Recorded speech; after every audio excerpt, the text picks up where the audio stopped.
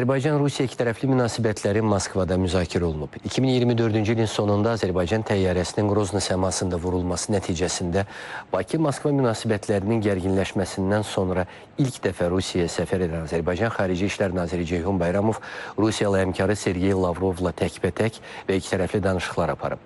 Danışıqlarda Bakı ilə Moskva arasındakı münasibətlərdə mürəkkəb mərhələnin artıq geridə qaldığı açıqlanıb. Daha ətraflı məlumatı Rusiyadakı xüsusi müxbirimiz Fərid Əkbərov xəbər verir. Rusiya Xarici İşlər Naziri Sergey Lavrov Azərbaycanlı həmkarını qapıda qarşılayır. Nazirlər salamlaşıb təkbətək görüşə gedirlər.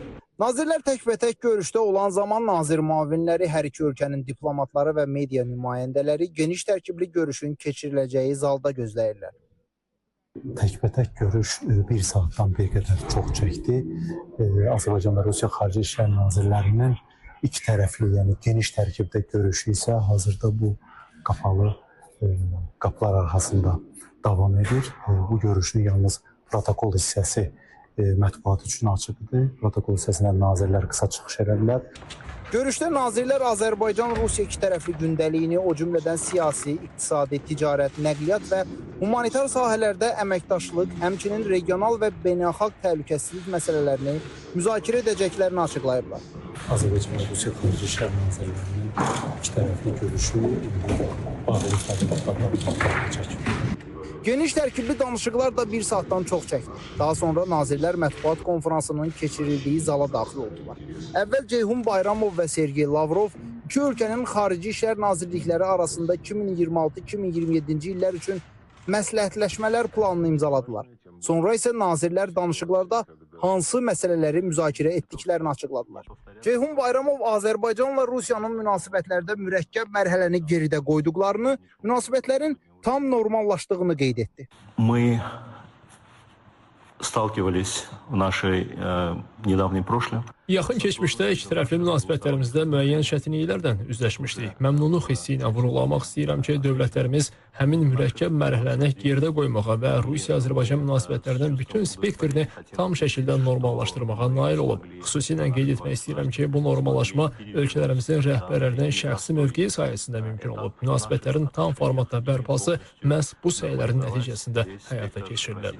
İqtisadi əməkdaşlıq üzrə hökumətlərarası komissiyanın fəaliyyəti və Azərbaycan-Rusiya Biznes Şurasının rolu da daxil olmaqla iqtisadi və ticarət əməkdaşlığının mövcud vəziyyəti və perspektivlərinə diqqət yetirildiyi bildirildi. Qeyd olundu ki, nəqliyyat əlaqələrinin və regional nəqliyyat layihələrinin inkişafı yalnız iştirakçı dövlətlərin deyil, bütövlükdə regionun iqtisadi dayanıqlığının möhkəmlənməsinə xidmət edir.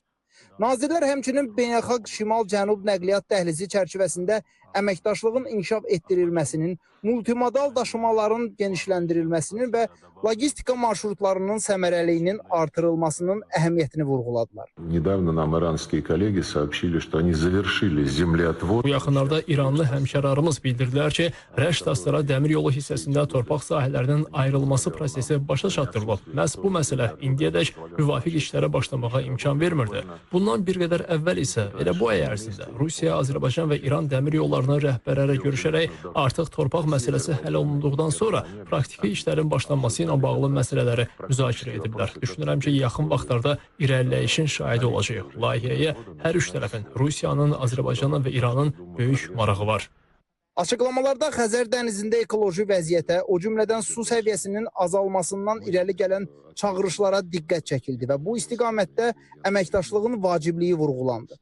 Rusiya Xarici İşlər Naziri İTV xəbərin Xəzər dənizinin ekoloji problemləri ilə bağlı sualını cavablandırdı. Lavrov bildirdi ki, bugünkü danışıqlarda Xəzər dənizinin səviyyəsinin aşağı enməsi probleminə xüsusi diqqət yetirilib. Onun sözlərinə görə Xəzəryanı ölkələr Xəzərin hüquqi konvensiyasının İran tərəfindən ratifikasiya olunmasını gözləyir. Xəzər dənizinin səviyyəsinin azalması ciddi ekoloji və sosial-iqtisadi fəsadlara səbəb ola bilər və bu problemin həlli üçün bütün Xəzəryanı dövlətlərinin səylərini birləşdirmək, birgə elmi tədqiqatlar aparmaq və hər tərəfli praktiki tədbirlər həyata keçirmək lazımdır və Rusiya tərəfi bu addımları atmağa hazırdır. Nazirlər regional və beynəlxalq gündəmdə duran aktual məsələlər ətrafında fikir mübadiləsi apardıqlarını da bildirdilər. Cənubi Qafqazdakı vəziyyətə toxunan nazir Ceyhun Bayramov qeyd etdi ki, Azərbaycan xalqının 44 günlük vətən müharibəsi regionda yeni reallıqlar və yeni təhlükəsizlik formatı yaradıb. Мир сегодня между Арменией и Азербайджаном. Ermənistan və Azərbaycan arasında normallaşma prosesi çərçivəsində son dövrlərdə baş verən tarixi hadisələr, o cümlədən sülh sazişi layihəsinin paraflanması regionda davamlı sülhün, təhlükəsizliyin və rifahın təmin olunması üçün unikal imkan yaradır. Əminliklə demək olar ki, bu gün Ermənistan və Azərbaycan arasında faktiki olaraq sülh mövcuddur. Lavrov isə öz növbəsində Rusiyanın Azərbaycan və Ermənistan arasında nəqliyyat və iqtisadi kommunikasiyaların açılması, eləcə də humanitar məsələlərin həllinə dəstək verməyə hazır olduğunu vurğuladı. Россия последовательно поддерживает. Rusiya 2020 və 2022-ci illərdə ən yüksək səviyyədə əldə olunmuş üçtərəfli razılaşmalar əsasında Azərbaycan və Ermənistanın münasibətlərinin tam və hərtərəfli normallaşdırılmasına yönələn səylərini ardıcıl şəkildə dəstəkləyir. Əvvəlki kimi həm Bakıya, həm də İrəvana nəqliyyat və iqtisadi kommunikasiyaların blokdan çıxarılması, humanitar məsələlərin həlli istiqamətində kömək göstərməyə hazırıq. Rusiya və Ukrayna arasında davam edən silahlı münaqişə ilə bağlı Azərbaycan tərəfi dərin narahatlığını ifadə edib. Nazir Ceyhun Bayramov bildirdi ki, bu münaqişə daha geniş regionda sabitliyə ciddi mənfi təsir göstərməkdə davam edir. Azerbaycan последовательно Azərbaycan beynəlxalq hüququn norma və prinsiplərdən sadiqliyini ardıcıl şəkildə təsdiqləyir, gərginliyin azaldılmasına və münaqişənin sülh yolu ilə həllinə çağırır. Nazirlər regional və beynəlxalq məsələlər kontekstində yaxın şərqdəki vəziyyəti də müzakirə etdiklərini açıqladılar.